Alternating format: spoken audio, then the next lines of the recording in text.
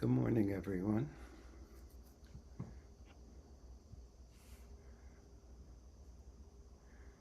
Yeah, I'm very curious this morning what I'm going to say because I have no idea. I thought I had a topic last night, but it's gone.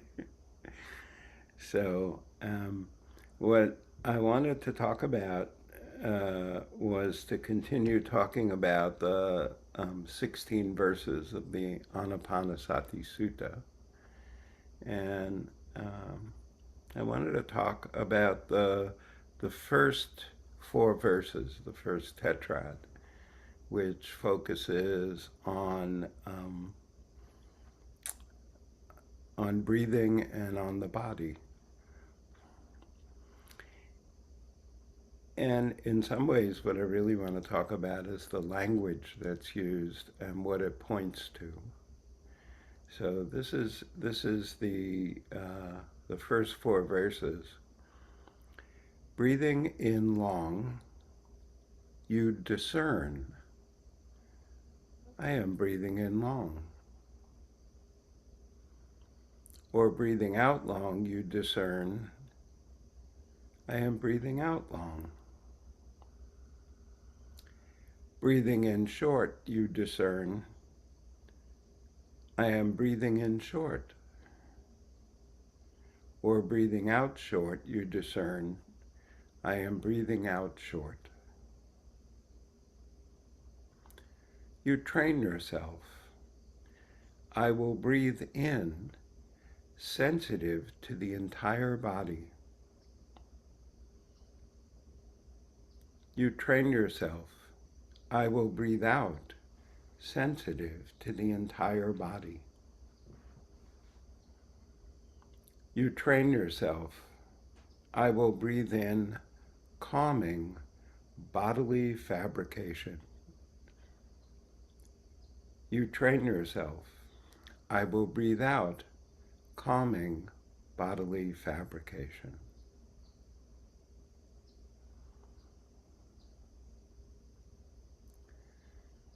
Discernment, sensitivity. This is what this first tetrad is talking about. In the first section, breathing in long, you discern. Oh, hey, I'm breathing in long. You discern. So, what is discernment? What are you discerning? You're discerning distinctions. You're discerning that this is distinct from that.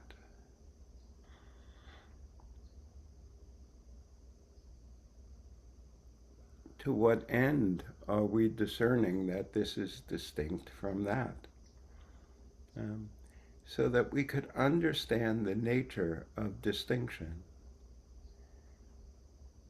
How is it that I am distinct from the grass, from the tree, from the sky, from the computer, from each other? How are we distinct? How is it that we are distinct?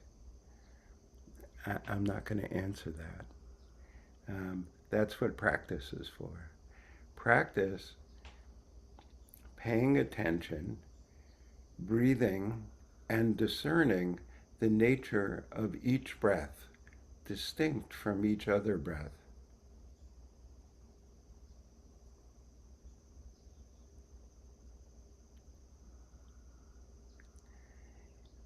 To give an answer in language, to give an answer and say, well, everything is, inter is, and there's only one something, and all time and space are like this, and, you know, we could have a conversation like that, and maybe some of us would gain some intellectual understanding. But we're looking for something else in this practice. We're looking for an embodied understanding. That's what this first section of the Anapanasati sutta is. It's saying, um, let's have some understanding of our bodies, of the nature of having a body, of having a form. What is this? What is this form? And again, we can have discussions, we can explain and develop an analysis of what it is to have a form, or you can just see it directly. You can get quiet. You can let your mind and the language in your mind get quiet and directly discern. So the next two lines are exactly about that. It says you train yourself because we don't do this so naturally. Naturally, our training since childhood is training in understanding and intellectual understanding.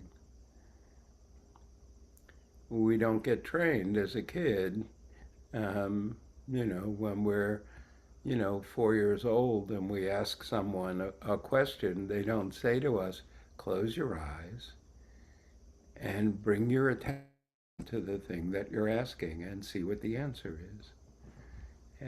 I'm willing to guess that none of us have had that experience as a 4-year-old. What instead is we got an explanation.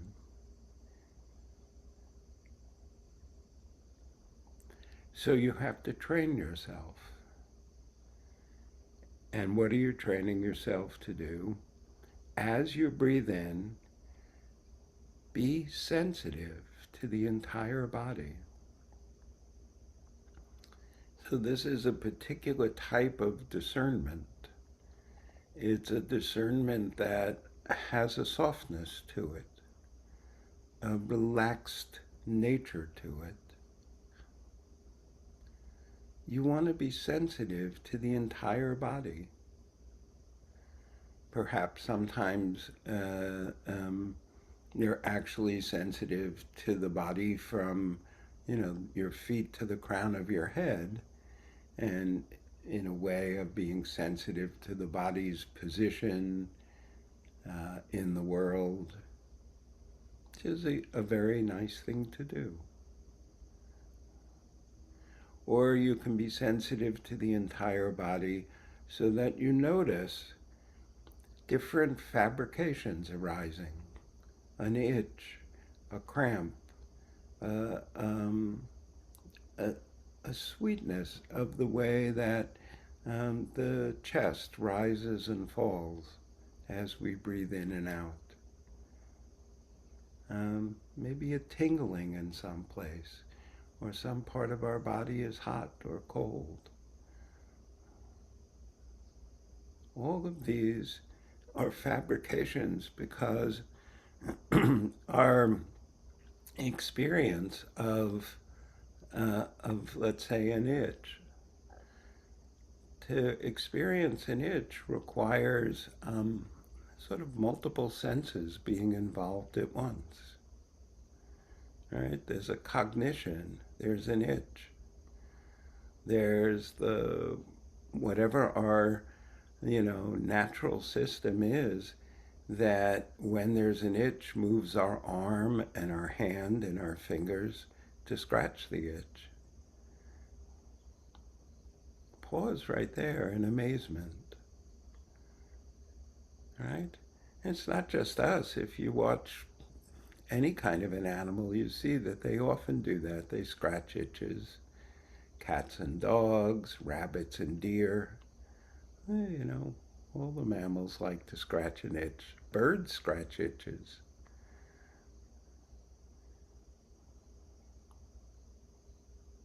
It's extraordinary.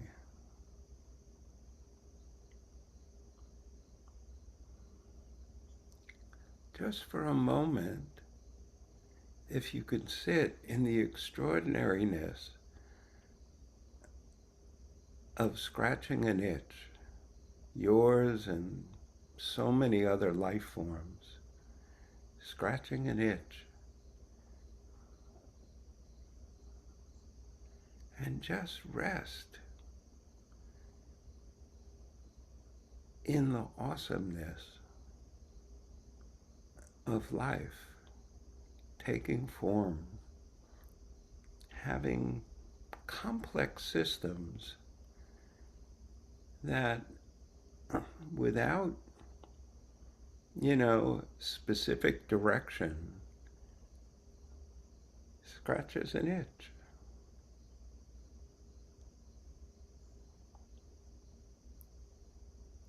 Sensitive to the entire body, relaxed, calm.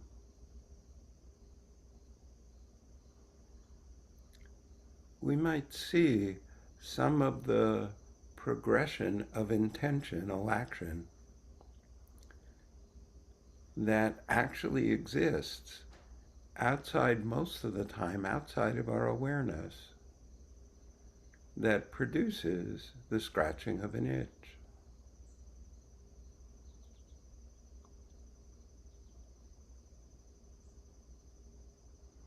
That type of reactivity is quite valuable to be able to discern the various distinctions that arise in the process of an itch developing and the scratching of an itch, the reflex, the reactivity. To reactivity changes our lives in a profound way. When we become sensitive to reactivity, when we can slow down the process of reactivity so there's a bit of a pause in the process of reacting to a stimulus, and we discern what the stimulus is, what the reactivity is, and we're sensitive to it, agency arises. The ability to choose arises. The ability to have discretion about how we react to something. Something as simple as choosing whether to scratch an itch or whether to notice that each time you scratch this, say, mosquito bite, you're actually irritating it worse. And that if you left it alone, it would calm down. We put those funny cones on our dogs' heads when we have to prevent them from scratching something in their head. Right? We recognize that the reactivity of automatic scratching can be neutral, but it also can be harmful. To develop the discernment, to see the arising of an itch, a bodily fabrication, and to calm that bodily fabrication, to calm the reactivity in response to something going on in the body, to relax and calmly observe it and have the agency to decide what to do. Oh, maybe I'll rub a little.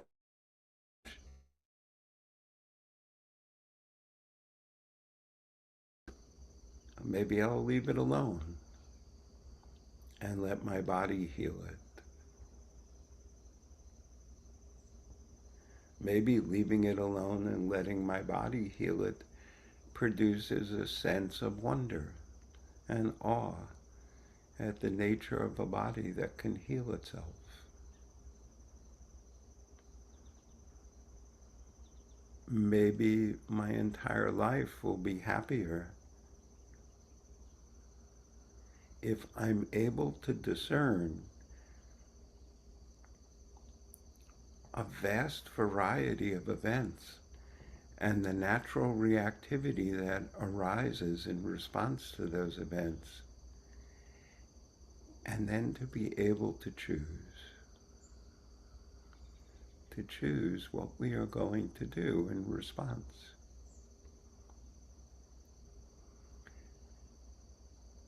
So in this teaching, in this first group of 4 verses out of the 16 verses,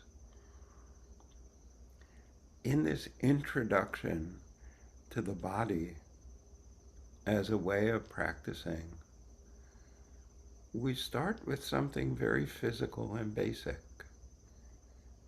before we extend this training of being sensitive and calming to our emotional life, to our mental life, to our lives as they are. We start with the body because this is the way to train ourselves.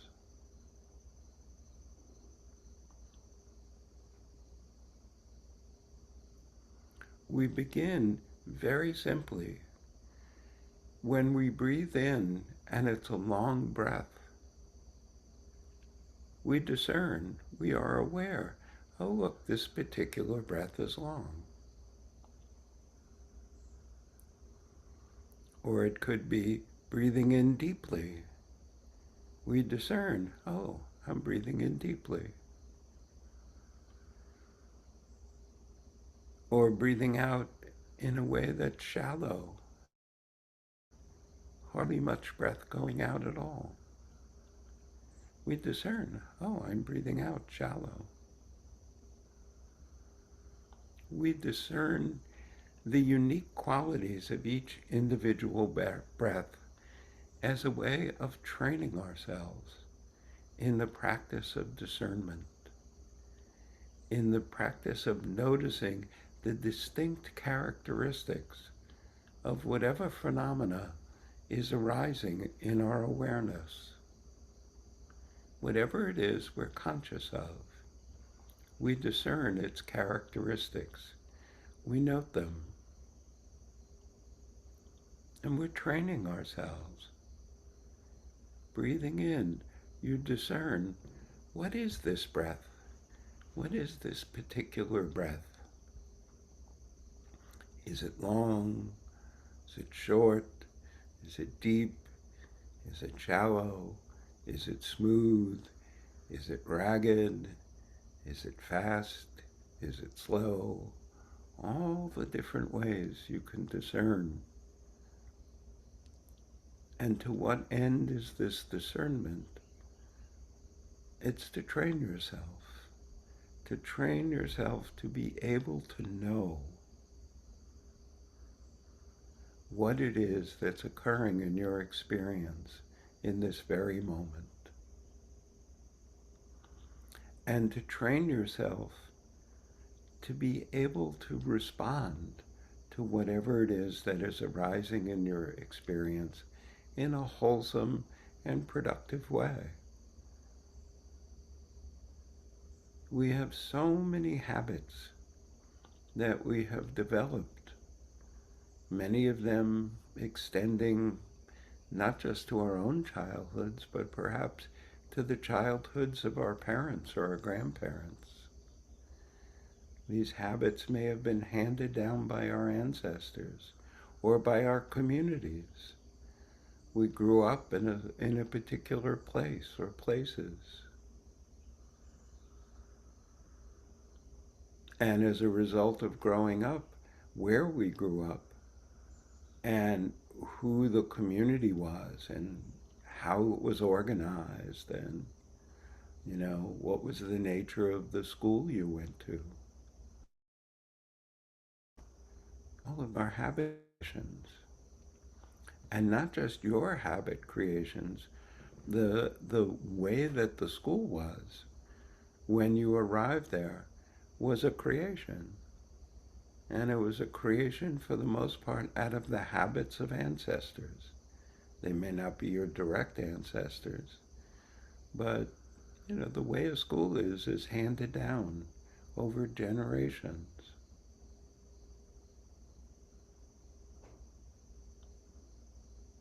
And all the people you encounter in the school, the teachers, the students, people that become your enemies,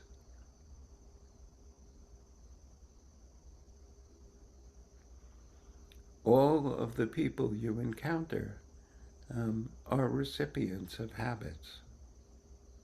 They receive the habits from the world, from the community they live in, from their ancestors, from the people who teach them as they grow from a infant into someone who would go to school.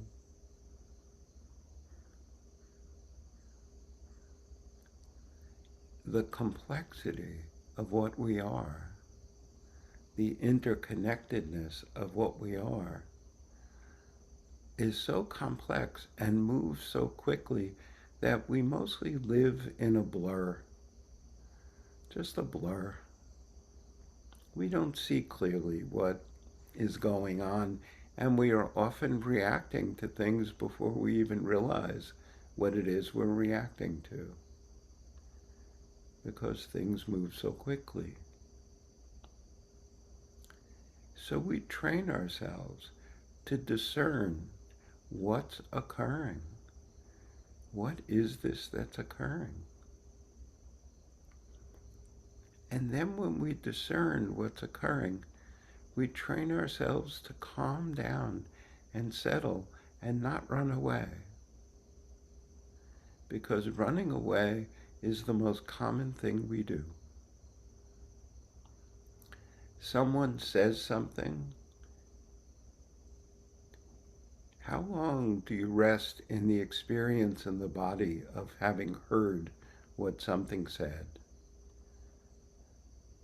Certainly way less than a second before you're already thinking or feeling in response to what they said. You have an emotional response, a mental response. The bodily response is probably lost. And the concept that you should discern what has been said, and you should discern how your body is responding to what has been said before you yourself say anything or do anything, or perhaps even before you think anything. Imagine discerning what has been said before you think about it. And imagine having been said, you are sensitive to the body, to the entire body. And the body fabricates a response. It creates a response. Your body is fluid and responsive to the world. Someone says something to you. There's a fabrication. Your body fabricates, it creates, it forms a response.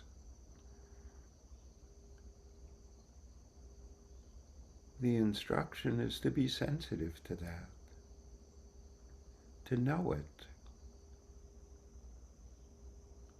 to know how you are responding to events in the world.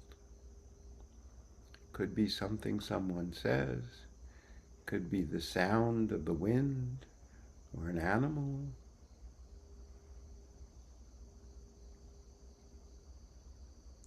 Could be anything.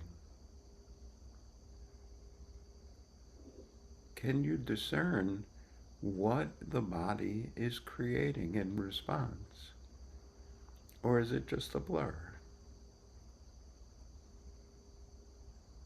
If it's just a blur, how can you have agency over what you respond, in what way you respond? Perhaps there's a sound of the wind blowing the branches and the leaves of the trees.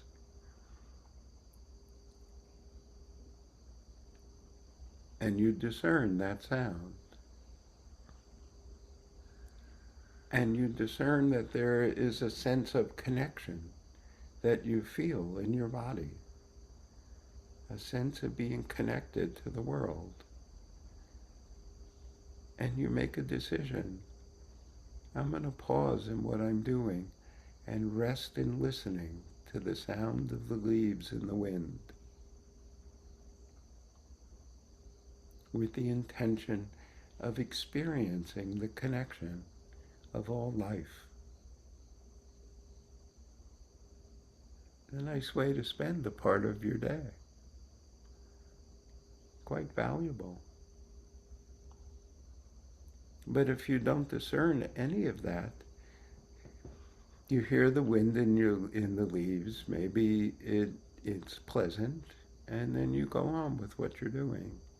And you miss out on this opportunity to be refreshed and reconnected.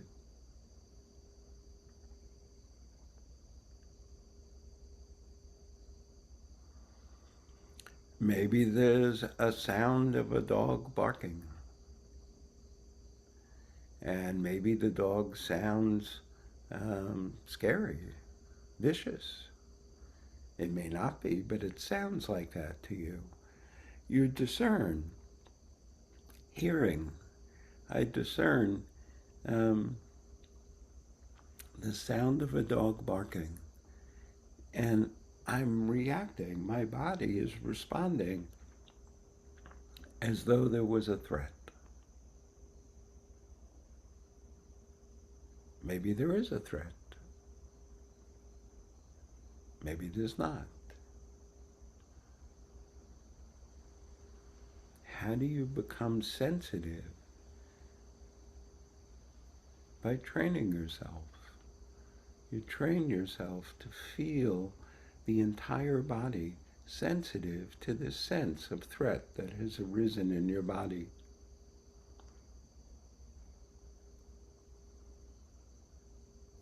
And this time it's not a blur. You don't just like sort of tighten up in your body and go on with what you're doing. You notice, oh, my body is really tensed up in response to this, sense of threat.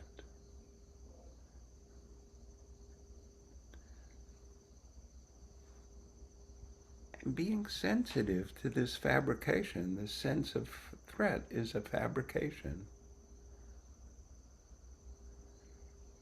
You have agency to decide what to do. You can decide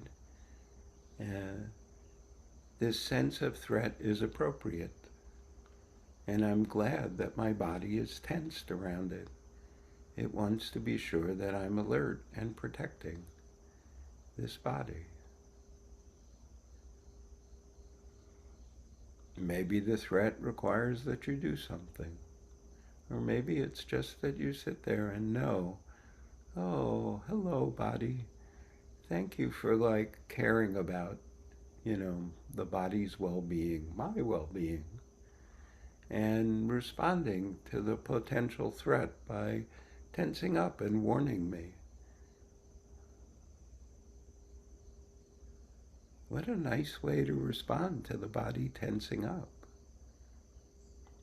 Rather than, the body tenses up, you didn't pay any attention to how come, and you just feel bad.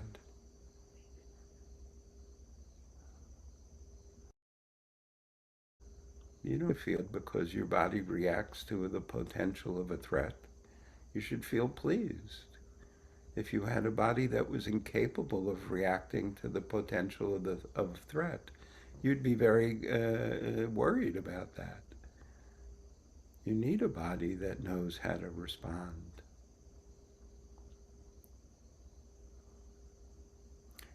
I like to think of fear as kind of a one-note, narrow-minded best friend.